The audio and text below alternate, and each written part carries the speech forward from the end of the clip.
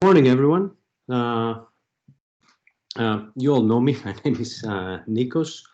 Today, we're going to be going through this. I would like to call the session kind of a workshop, but I would like to begin this by saying that there is no magical, there's no spell or there's no tablet that you can take, or I'm not this kind of magician, and I'm still struggling with all of the things that I'm going to be talking about. So do not feel that by participating in this, you're gonna achieve like study life balance. That's the eternal question, study life balance, work life balance. Once you finish your studies and you start working, this is everybody's looking for it. Everybody's anxious about it. Everybody's stressed about it. Your whole life kind of revolves around this golden balance. Okay. And many people would say, this kind of like a utopic quest. Okay, you feel like Don Quixote or something, trying to find something that isn't there. But that doesn't mean, nevertheless, that there aren't little tips or little kind of things that perhaps you could do, okay, in your own life to kind of help you cope with the amount of things that you have to do at when you are at uni, when you have coursework, you have exams, you have your lectures and so forth and so on, and in the future you will have your work commitments.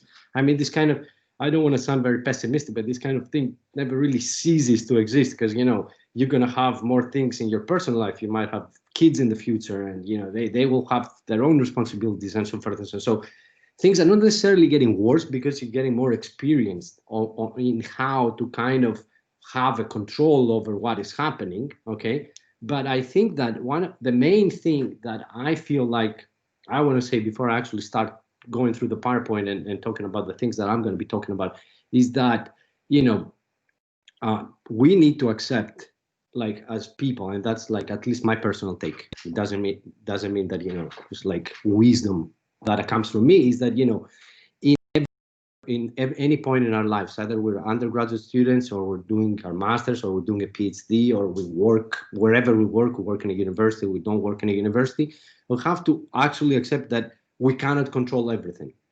And that is important, because there's things that are completely outside of our control. And I mean, this couldn't be a better time to be saying this, because we currently are having this talk over Teams, okay, and we're not all in the same physical space because of a pandemic, something that is completely out of our control. Okay, so that is kind of a demonstration of learning to let go certain things that we cannot control. And by allowing this kind of state of mind of saying, okay, I'll try and organize myself and be as prepared as possible, and tick all the boxes. So there's some things that might come out of the blue, like a pandemic, okay, that will immediately kind of mess up with all the plans that we had in our minds. Okay, so it's important to accepting this, because a lot of people, and I don't know, some of you might be like me, that are really control freaks, that want to have everything planned and under control and constantly knowing that I've done everything that I need to do. Sometimes things happen, they're overwhelming, and you cannot just control them. So you have to learn how to cope with a tiny bit of chaos, okay, with things that might come at any point, okay, and learn to be not necessarily relaxed all the time, because that's not easy, but at least accepting the fact that there might be things that I cannot plan ahead for. Okay, that's an important thing in my opinion. Again, this is not like me, the sage, talking, being paternalistic, or you have to do this or that. Anyhow, so with this kind of thing out of the way, all right, what we're going to be talking about, more specific tips and stuff, predominantly looking after yourself, okay, taking control of your time to the best of your ability. Of course, nobody's able to control all of their time all the time, okay, having a good kind of balance week in, week out, okay, mixing techniques and resources when it comes to studying or doing work, university work, blurring the boundaries and how to avoid that, studying in groups perhaps, and another final two tips and kind of like advice is exercising and having a healthy diet, and studying in short bursts and take breaks. So this is more or less what I'm going to be talking about.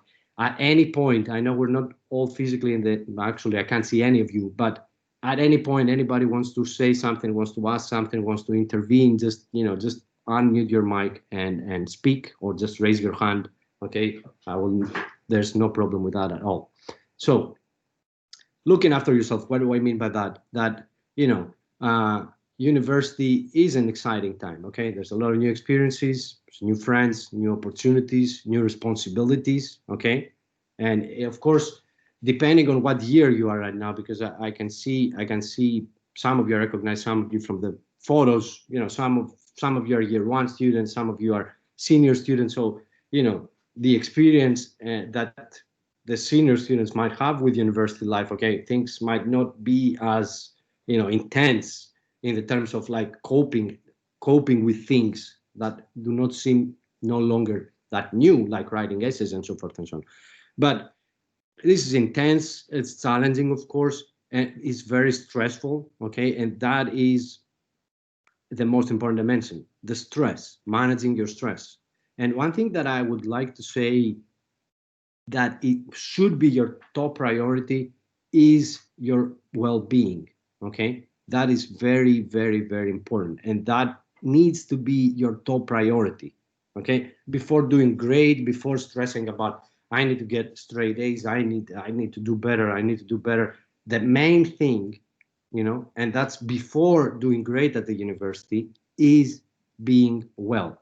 Okay, because you cannot study effectively without being healthy, without being happy as much as possible. Okay, of course, nobody's happy all the time. Okay, we're not talking about the absolute like state of happiness, constant happiness. That doesn't exist in my opinion. But being relatively happy and healthy, okay, no matter how hard you try to convince yourself otherwise. Okay, so there is nothing that comes and should go against your well-being. Okay, you have to be well, okay, mentally, physically, in order to be able to do well.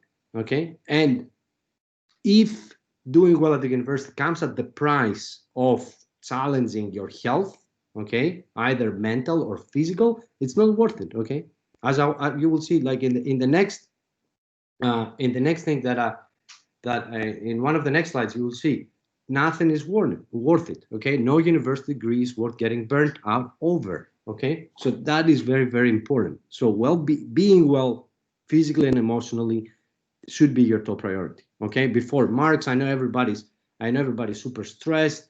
I need to do this. Why am I doing this? Why am I not doing better? Why? All of those things, these are all legitimate stresses. Okay, but in the grand scheme of things, you always need to kind of zoom out, like you do in Google Earth, and see things in a perspective. Okay, in your whole life, university is super important.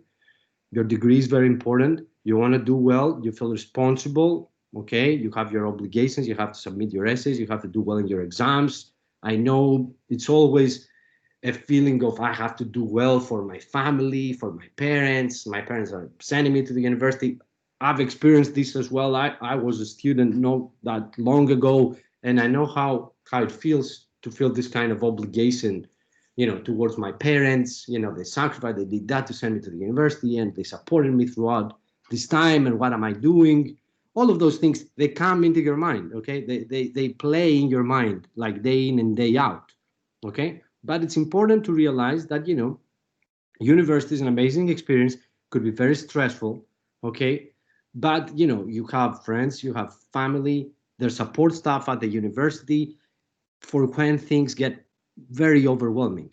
Okay, and acknowledge these feelings and reach out early if you need any support. Okay, and the most important thing that I would like to address at this point is that asking for help is not a sign of weakness.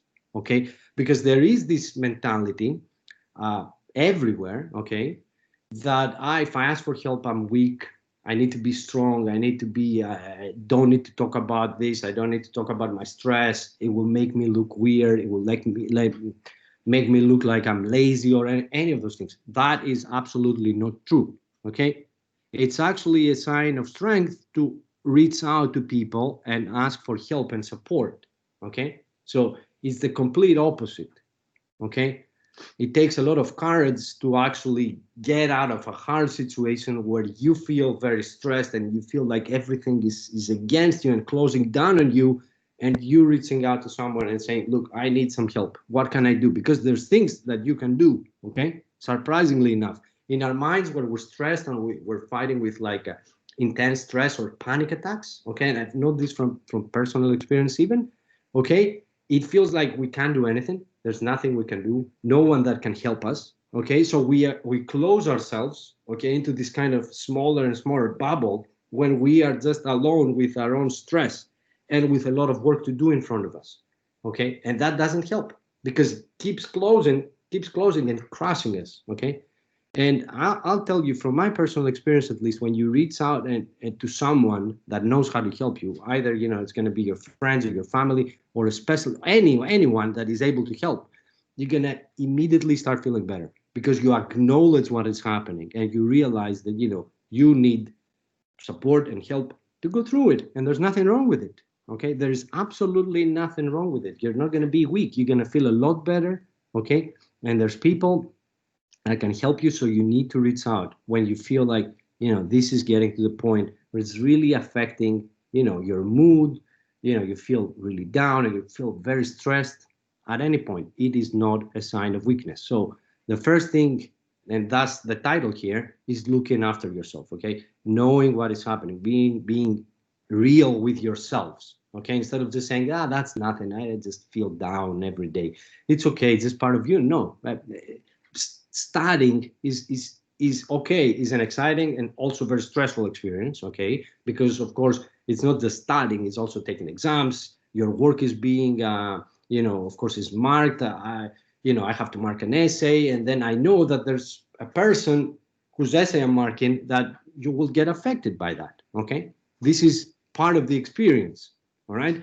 But that shouldn't be something crippling, okay? It shouldn't be something that, you know, makes you, you know, completely torn out. No, it's part of the journey, okay? So yeah, if you're doing okay and you want to do better, you can ask and say, how can I do better, and try and work on it. But your life does not depend on, you know, on an essay or on an exam or on a presentation. It feels like it, okay? It really feels like it sometimes. And I know, okay, I personally suffered from intense stress, especially in a part of my, you know, my times as an undergraduate with exams, okay? I wouldn't be able to sleep. I would just, lots of things, okay? To an extent, at some point, it becomes like really a suffering, really a torture. But you have to reach out because on your own, it's not easy to go through it. And it's not, again, what is the most important? There are other ways. You do not have to feel like that, okay? Because not everything depends, not everything in your life depends on this one exam or this one essay, on this one presentation. It doesn't. It really doesn't. And once you realize that, and you become okay with the idea that sometimes I will not do great, okay, because that happens to everyone, okay, or at least to almost everyone, and even in people that are very successful. I mean, you know, it you know, it's not like if I don't do well in that one exam or two exams or three exams in my whole university time, you know, I'll be a failure or any of those things. Okay. So don't put yourselves, don't add to the stresses that, you know, it normally, you know, that are normally there when, you know, we have to sit an exam or we have to send a piece of work out for being marked and so forth. And so that's already kind of stressful. I mean, you cannot not see that as a tiny bit of stress. But now that this becomes, you know, the decisive things in your lives, that's putting too much, you know, pressure on yourselves. Okay, so that's important. Try and look after yourselves, guys. That's the most important thing, and be real with yourselves. Okay, do not try and trick yourselves into thinking that this is normal and it's fine and everybody's like that. No, not everybody's like that. Nobody, no one should be like that ideally. Okay, to have to deal with this amount of stress and pressure for an exam, for an essay, and so forth and so on. And so yeah, so that's the first thing. Second thing, and here we go into kind of like more tips and stuff, okay, is taking control of your time. Okay, that's not, the number one, I think the number one remedy to feeling less stressed and less overwhelmed is trying to take control of your time. Okay, so try and use your time at your advantage. Okay, so when you start university, the years of your degree can feel like a near infinite expanse of time stretching ahead of you. So you say, oh man, I have all these years, 3 years, 4 years of university. That's fine.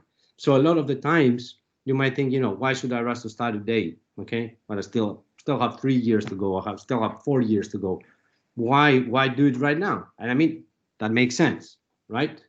It makes sense. It made sense to me when I was in my first degree back in 2001, now 2002. I was thinking, man, I have all these years to do all these exams. It's fine. I'm gonna be fine. But here's where's this enemy, okay? And you probably guess what this enemy is. This enemy is procrastination, okay? So that is really your biggest enemy. Procrastination. Everybody does it. Anybody that says that they don't procrastinate, they're lying. I don't think that there's any person that doesn't procrastinate, even a tiny bit. Okay, but why do we procrastinate? Okay, and why is this thing keeping us of taking control over time?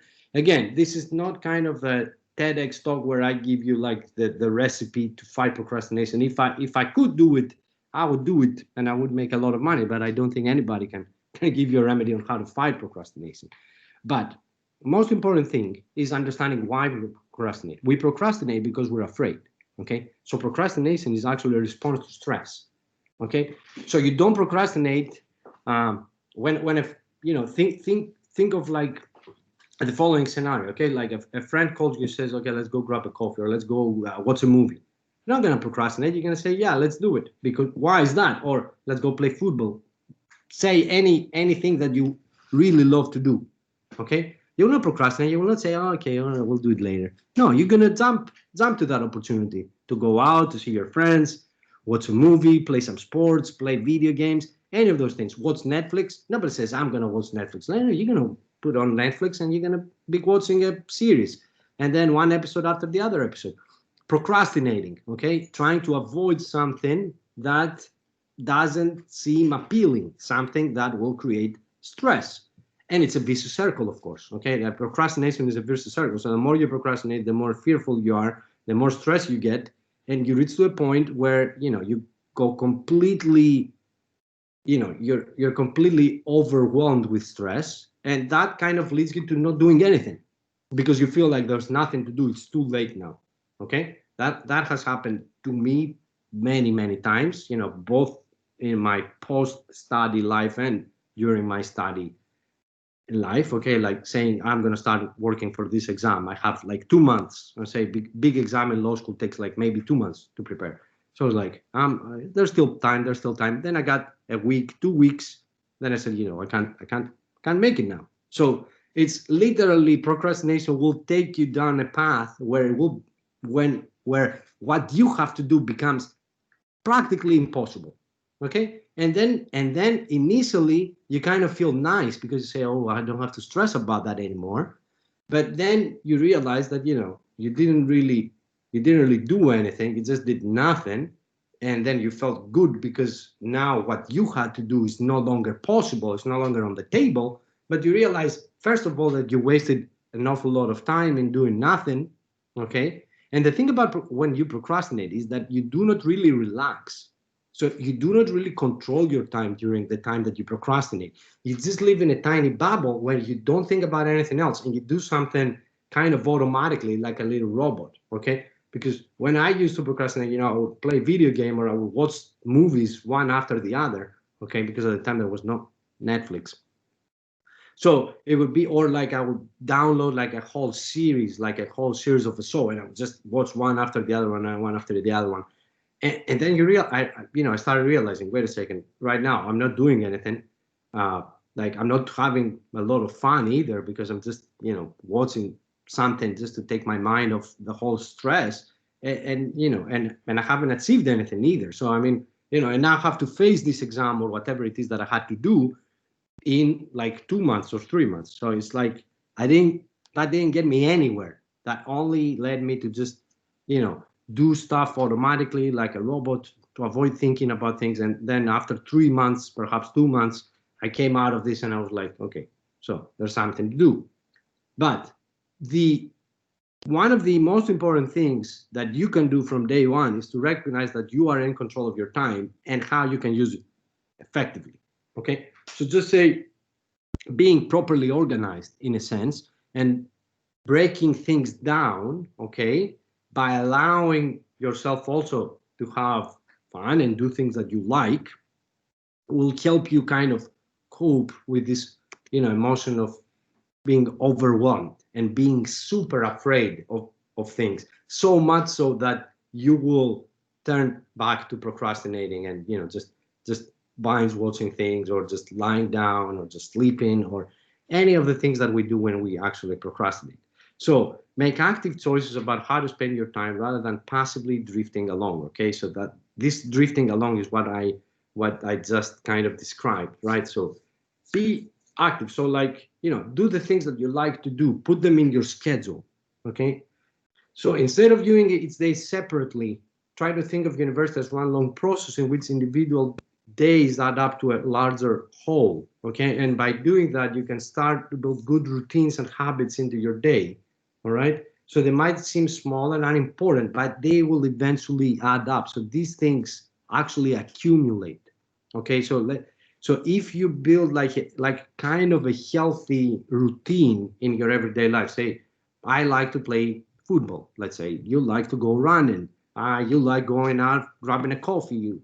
All of those things. They seem small. They seem silly things. Okay, but if you feed them in your day, so you have something you really like, and then you do a tiny bit, you do your studying, then you have enough time to do the things that you like to do more than that, okay, to counterbalance a bit the stress and the pressure that comes from university work.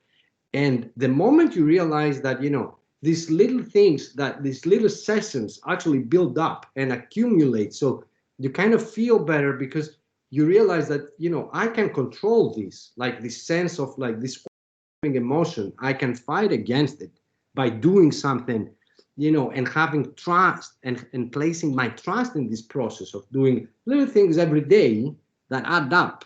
Okay, you will find the balance. The main thing here, guys, is that you and only you are going to be able to find that right balance. Okay, because one person might need like half an hour, another person might need 2 hours, another person might need 1 hour to do something. Okay, but the moment, what is a shared experience is that these tiny small daily habits that you have, that they build up. Okay, when you feel that, when you feel like, look, what I'm doing right now makes sense, i can trust I can trust this process. The moment you feel like that you can trust this process is the moment that you get, I'm not going to say you are stress free and you don't procrastinate, but it helps you an awful lot with it. Okay, because you know that certain things can happen this way and you are able to do it. Because when you have this conviction, when it becomes a conviction that you're going to do it, that you are able to do it, okay, and you know how much time it's going to take you, and you know that your daily habits are going to help you get there, then a lot of this fear, okay, fear of like failing or fear of, depending on your own objectives, okay, because I know some people just want to pass, other people want to get an A, so people will have completely different fears. Okay, like a student that usually gets A's and wants to maintain those A's, okay, will not be happy if they get a B. Okay, so when you build your own routine, your everyday kind of little things, little studying session here, little writing here, and you create a whole and you see that from a wider perspective, okay, you realize that you are in control of it, that you can do things to make you feel more secure. Okay, of course, there's not one way, of course, of doing that. Okay, but you have to be realistic with yourselves and with your expectations at the same time when you are trying to create these kind of daily habits. Okay, that is very, very important. So realistic goals, and these goals will depend on you and you only. Okay, because as I said a few minutes ago, a person can do X in half an hour, another person can do it in 1 hour, in 2 hours, in 3 hours, in 4 hours, in one day. Okay, people are different, they have different experience, different backgrounds, different concentration levels, okay? And it will depend. And again, concentration and ability to read and analyze and all of those things, again, is like going to the gym or like running, okay? You wouldn't, if say you want to run a marathon, okay, but you've never run before in your life, okay, you will not just say, I'm going to start preparing for the marathon. So I'm going to, not right now, like I am right here, I'll open the door and I'll go outside and I'll run 10 kilometers. I will not be able to do that. Okay. My legs will get sore. Even if I manage to do the 10 kilometers, when I come back for a week at least, I'll be unable to walk properly. Okay. So I need to build my resistance. Okay.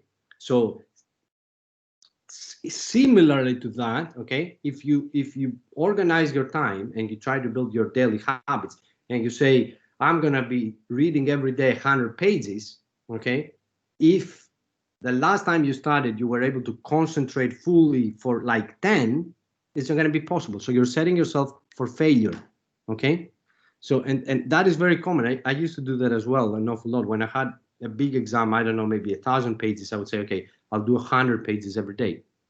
Guess what? I never did these 100 pages. And the problem is that the first day you feel all comfortable and confident because you say, I have a plan, I'm fighting procrastination, I'm fighting, I have time until the exam, I have 1,000 pages. Every day I do 100, okay? Say the first day you do 100 because you feel, fresh and you're not tired at all. And the first part of the textbook are relatively easy. It's not very complex. I make the 100 pages. Then I start making 70, 50, 40, okay? This adds up. So my whole plan was based on doing something that was unrealistic. And by the time I get halfway through, I realize I'm in page 300 instead of page 500. And now my plan is ruined. And here is where fear comes. And I think, oh, I'm going to fail this exam. And when you start saying, I'm going to fail this exam, pressure starts coming. Procrastination is the response, is your response to it. So you just close your eyes to the problem and you say, there's no problem. I'm just watching, I don't know, whatever it is. I don't know, Vikings. I am watching, I don't know, How I Met Your Mother, whatever you watch it. Or you're playing video games. I used to do that as well. Play, and don't think about it. Just go to sleep and play. And one day you will wake up and you'll say, oh, I have this exam in like 2 weeks. I don't have it anymore because, there's not enough time. Okay. And that builds up. And these negative experiences build up. And the fear gets worse and worse and worse and worse the more you let things go like that. Okay. So that's the thing. Positive things accumulate, negative things accumulate as well. So by trying to be realistic about the way and using a diary or a calendar, phone reminders, wall charts, there's a lot of actual apps as well as Trello and Toodle-Do and Microsoft Planner, whatever you're going to use out of all of those things, try and be realistic about your goals and build it in your daily habits without having to make it such a painful experience of like, oh, now I have to start and it has to be like this 5-6 hours straight that, nobody actually ever manages to get properly done. Okay, because then you're going to feel disappointed. And then the negativity starts because then you say, I wasn't concentrated enough. I didn't do well. Things are not going well. So it's immediately negative, negative, negative. So if you do shorter, study sessions, and that's also my last slide in this PowerPoint. If you try and tailor it to your ability, to your concentration level, okay, and this accumulates, guys. So if you're at the beginning, okay, of your university journey, okay, you will figure it out. I mean, you will get better at remaining concentrated for longer, okay? Nobody is born with the ability to concentrate on things for like 5 hours, okay? It comes with experience. It comes with, training. This is actually training, okay? The more you train, the more you read, the more you study, the better you will get at it, in the sense of being able to study, have like a book or the computer in front of you for X amount of time without, opening other things, Instagram, Facebook, Twitter, whatever of those things, or Netflix, and then, getting into the vicious circle of procrastination. Okay. But nobody's born with, the ability to focus on something for hours. We all start from very small, like with small kids. They can't stay concentrated for more than 30 seconds. Okay. It builds up though. They learn how to do this. We learn how to do this. And at the university, we learn how to do this, with a lot more time. Okay. So that's one thing. Again, taking control of your time can be helpful to plan your time around big milestones, okay? Exams, project submission dates, those things from day one. When, especially the essay deadlines. I know everybody says, there's too many deadlines, there's this. Of course there are. I mean, I'm not saying there aren't, but at the same time, the dates well in advance. So if you start planning around those things from day one of the semester, okay, you will feel more in control. And when you feel more in control of something, you're less afraid, okay? So think of it like that. When you're afraid of something, you want to have control, usually. You want to be able to control the outcome, okay? You are actually in control of your time, okay? And consequently, to an extent, of the outcome as well, okay? So, but when you try and create these routines that I was talking about, okay, you have to consider all aspects of life, okay? So it's not just lectures, tutorials, your own study, perhaps you work part-time, but also leisure activities, socializing, friends, family, all of those things, because they all happen, okay? We can plan ahead and say, oh, I don't have anything to do this weekend, I'll study, all day I'll study, I'll have like 5-6 hours. You will not, most likely, okay? Unless there's a big exam coming up or there's a specific period, regardless. But on the daily, weekly basis, you're not going to do it because something will come up. Your mom is going to call you, your dad is going to call you, your brothers, your sisters, your friends. Something will happen, and it makes sense, and it's a healthy thing to maintain, this kind of, balance. Okay, that's the whole point. You have to make time for those things because they're very, very important. Okay, so do not operate under the assumption that socializing, relaxing, exercising are optional activities, and that you can put them off on a permanent basis. I understand some people say, I have exams this week, I'm not doing anything else. I'd advise against it because I think that those things need to remain in your daily life regardless, because they serve as buffer zones, okay? Nobody can be concentrated 24/7. You need some time to clear your head, even if that means going for a quick run for 1 hour, playing some basketball, playing some football, catching up some coffee with some friends and talk about other things other than exams, just to take your mind off things. Go watch a movie. I know a lot of people are like, no, there's exam time, I'm not going to go out, I'm not going to step my foot out of the house. And it's more a symbolic thing, okay? Because if you trust the process, if you trust your schedule, you will have time to go out for half an hour. I'm not going to say that, there's exam times, I'm going to be out all day. No, but if you have managed to manage your time well enough, even the day before the exam, you will have time for 1 hour to go out for a walk, see some friends for 1 hour, grab a coffee, anything, grab some food, and then go back home and sleep and be relaxed about, not be relaxed. You're going to be stressed, but you're going to be able to manage this thing. But do not at any point, my advice is do not put them off permanently. It doesn't work, okay? And it's not good for your well-being. So that needs to be part of your routine, of course. There's also time management tools, okay? There's a lot of apps that are, like some of them I'm bringing here on this PowerPoint, and you can try and using them. So apps that help you stay focused. So there's Stay Focused, which is a browser extension, allows you to block your choice of websites. You all know what kind of websites those are, okay? As you find distracting for a set period of time, allowing you to focus on the task at hand, okay? I've used those several times, some of those apps. I've actually used all of them from one period to the other, okay? Stay Focused is good. Browser extension, you cannot open the usual suspects, Facebook, Instagram, Twitter, Netflix, all of the things that you will open and just scroll and scroll and scroll, and there's 2 hours passes and you're like, oh, it's 1 o'clock already, go eat now, okay? So Freedom, again, another app similar to Stay Focused, allows you to block apps and websites and can be synced across several devices, so that's a good thing. You have it on your phone because maybe you're on your laptop and you're studying and then you have your phone, so it syncs. You can't open anything for however long you want on all of your devices. So that's probably going to work out, especially if you have a lot of devices, hanging around, and you just can grab one, the iPad or the tablet or whatever, and just, use that instead of your computer. So there's strict workflow. That's another pretty good app because this browser extension enforces cycles of 25 minutes work followed by 5 minutes break by temporarily blocking a selection of distracting sites. I find this to be fantastic, especially when, when it's something that I'm trying to build my focus, or it's something that I cannot focus very easily on. That's perfect. 5 minutes, then you have your break. You feel like I have my 5 minutes, then you go back to it. And when you build this in, it starts feeling better. And you also feel like you're doing things, but at the same time, you distract yourself a tiny bit. So that's, in my opinion, that's a very good app. Finally, one of the things that I have here is Rescue Time. Helps you to understand what is distracting you by tracking your activity across different websites. Okay, so Rescue Time is good if you want to map out your activity and see what is happening, how much time you're spending, where. And I know, Apple devices have this thing now built in, but perhaps you don't use them, or because maybe you don't like them. But it's a good idea to map it out and know what is happening. Okay, it's a good idea to know, oh, that's what I'm doing, that's what I'm doing, that's what I'm doing, and try and have an idea, and then you say, okay, I need to do something about it.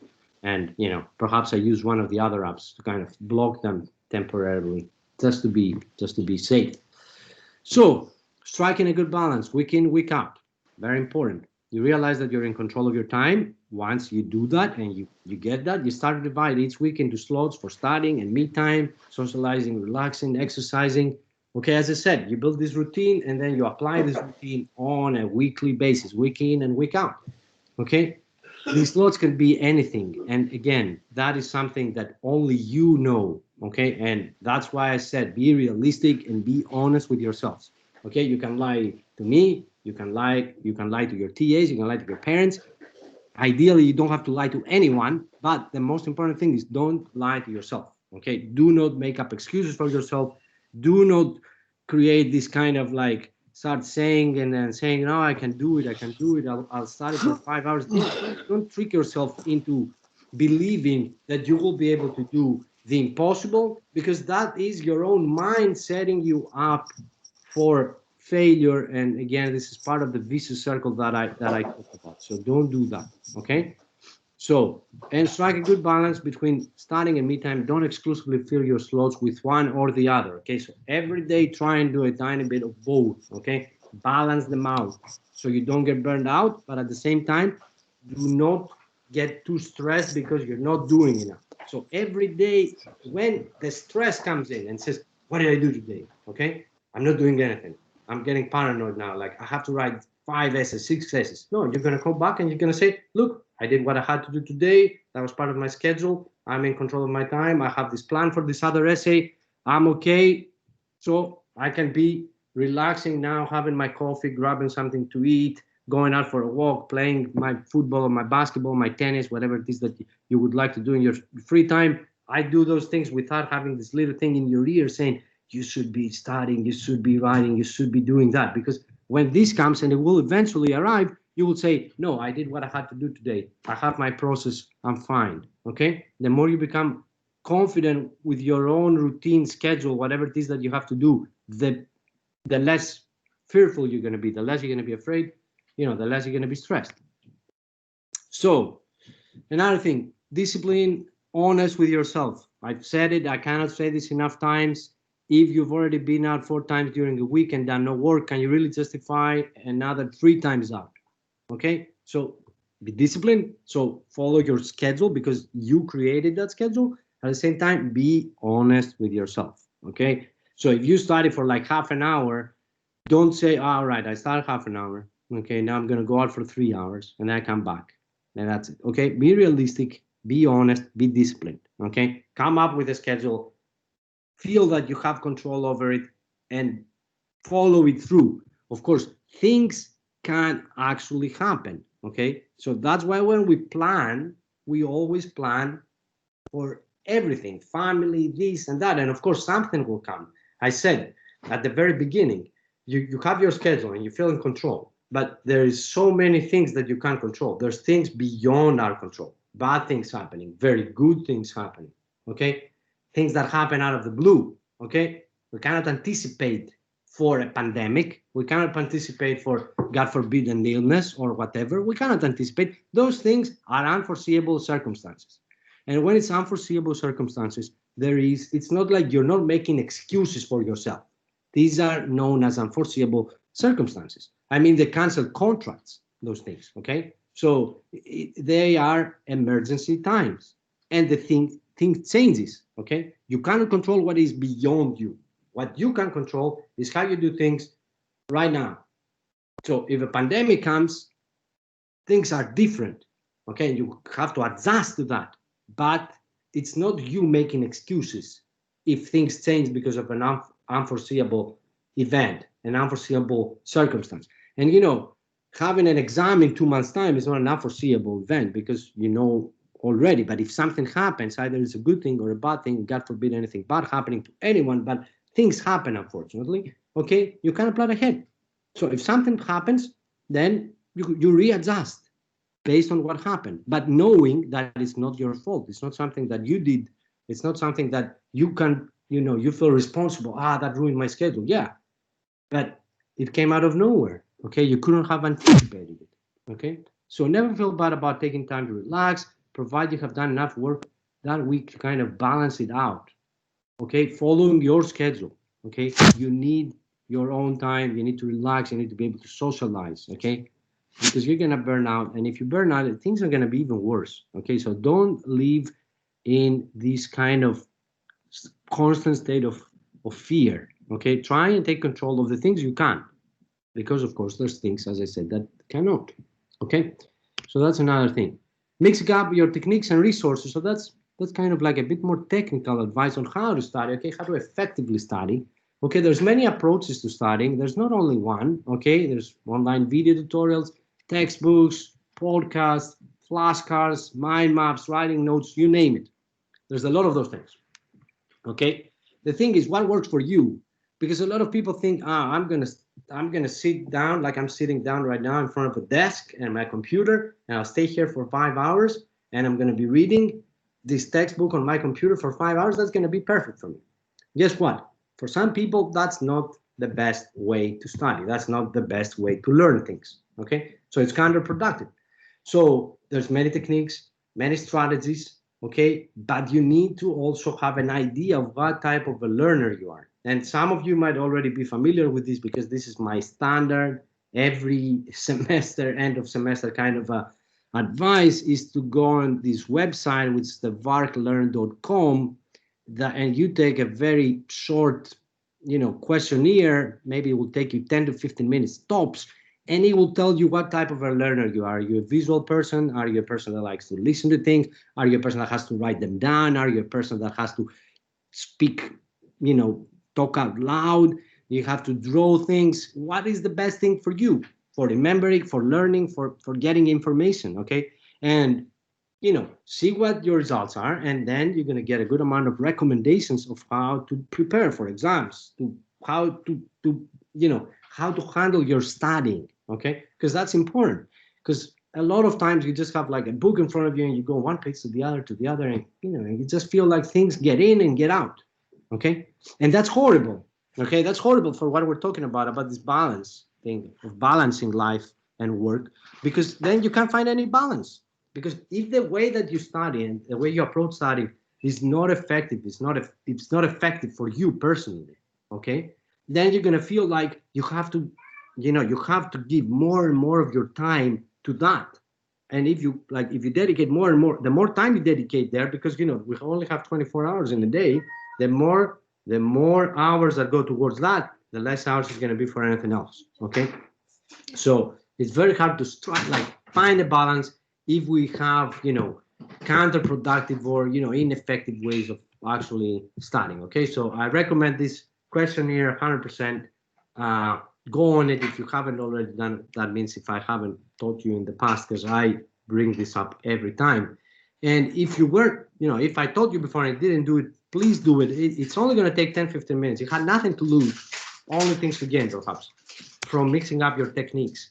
So varying the way you study will keep your study sessions fresh and interesting if you insert new things, and also helps you in exams because you can recall information from a wider range of sources. Okay, so that's always a good thing. Recalling the information you got, mixing it up, feeling like you're doing something new. You're not like constantly doing this one thing. That will help in your routine. Setting narrow limits on the way you study or doing the same thing over and over will get boring very quickly. And okay, and also remember that it's a quote here that actually the more you research that quote, okay, because people think it was Albert Einstein that said, I don't know, to be honest with you, there's a lot of confusion, but I do find there's a lot of truth in that quote. But doing the same thing over and over again, expecting a different outcome, is the definition of insanity. Okay, so if something is not working, okay, so it's not working for you, I don't know, anyway, mind maps don't work for you, I don't know, listening to people doesn't work for you, watching videos doesn't work for you, you know, perhaps you just like to walk and talk out loud, that works for you. Okay, change your ways, do things differently, so you try and figure out what is the thing that works best, that is the most effective and the most efficient. Okay, because this will allow you to have more time for other things apart from studying. Okay, so the more effective, the more efficient you are when you actually sit down or you're walking around studying, you know, the more time you're going to have for other things. Okay, so use your time, have control of your time, as we said, and find the most effective and efficient way of doing these things. And of course, this will take like trial and error. Okay, it will involve that. It will involve you to have an open mind on the way you approach studying, and that could be scary sometimes.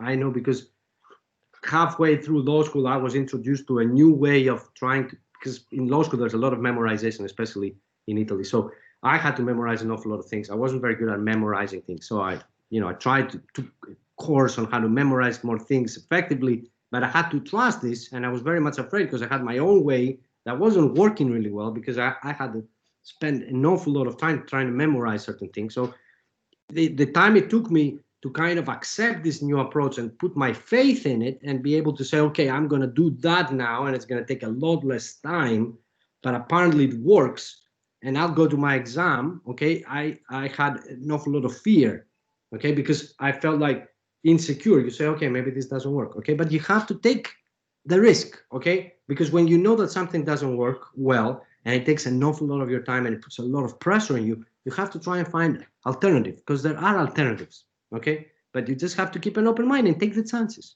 because after all, what do you have to lose? Okay, one exam doesn't go well, it's not the end of anything. Okay, so just, accept these facts, I believe, and keep an open mind. And of course, don't bang your head against the wall by doing the same thing that doesn't work. Try and find other ways. Okay, so we're getting into the final part. We're running a bit tight here. Blurring the boundaries, okay? That is something everybody does. It is very common. It feels great when you kind of do it, but it's actually horrible to do. Like, it doesn't make any sense. It only makes things confusing, and it leads to more and more fear, okay? Which is, balancing your personal time with your study time, okay? So if you have to study, you study. But if you're actually not studying, okay, and you have your own time and you're watching your Netflix or you're playing a video game, don't have your book, your textbook, or your notes or your computer and checking or work at the same time, because guess what? You're not doing any of these things. You're not studying. You're not having personal time. You're only, fueling yourself with more and more fear and stress, because you feel like, I have to do something right now. There should be something like that, and I've done this maybe 1,000 times, trying to relax and also have my book to just like have a look and feel like, oh, I'm doing something. But that's not only inefficient, it's also frustrating, okay? Because you constantly feel like you're not really achieving anything, okay? So have your system, have your routine, have your boundaries, work time, study time, personal me time, whatever you're going to call it. Don't blur the boundaries, okay? Have faith in your own system, okay? Another thing you could do is study with friends, okay? Not just on your own. That's something that could help an awful lot. It has helped me an awful lot in the past, and I know people that have benefited greatly from studying in groups. It's not necessarily very easy, okay? You have to find the people that actually are on the kind of the same page with you, because there's a lot of people lying around in the library just waiting to see someone, just to hang out, okay? Try and avoid people that, do not want to study. But if you get together regularly with friends in a room with a whiteboard, steady supply of snacks, you have good internet access, you feel relaxed, you have in advance, you have your topics, everybody does some preparation, tend to pick topics, random topics, you stand up, you break it down, you use drawings, tables, interactive explanation, you talk with one another, you're gonna feel more confident, more comfortable with things. So you have to actually, take it like that. But you have to listen and respect each other. So it's not gonna be like a contest. I know more than you do, and you know more, and what is this and what is that. No, it has to be kind of like an equal thing. So everybody tries to benefit, okay, and swap ideas, resources. You fact check whatever it is that you have, and you prepare. Okay, it's fun because you're with your friends. Okay, friends from the department, from your groups. So it's a fun. It's not necessarily fun because you have to study, but it's a fun way of studying, and it can be beneficial because, as I said, you mix up things that you do. Okay, I'm not saying just only study in groups, okay, but it could be very beneficial, especially if you're a type of a person that learns a lot by explaining things to others. Okay, that always helped me, to trying to explain something to someone, say it out loud, always helped me to get it, okay, and never forget it. Okay, so that's depending on what type of a learner, what kind of a person you are, it might benefit you greatly. And also present like a new, a break from the isolated kind of studying thing. And finally, one more thing, exercise and eat healthily. Okay, that's super important.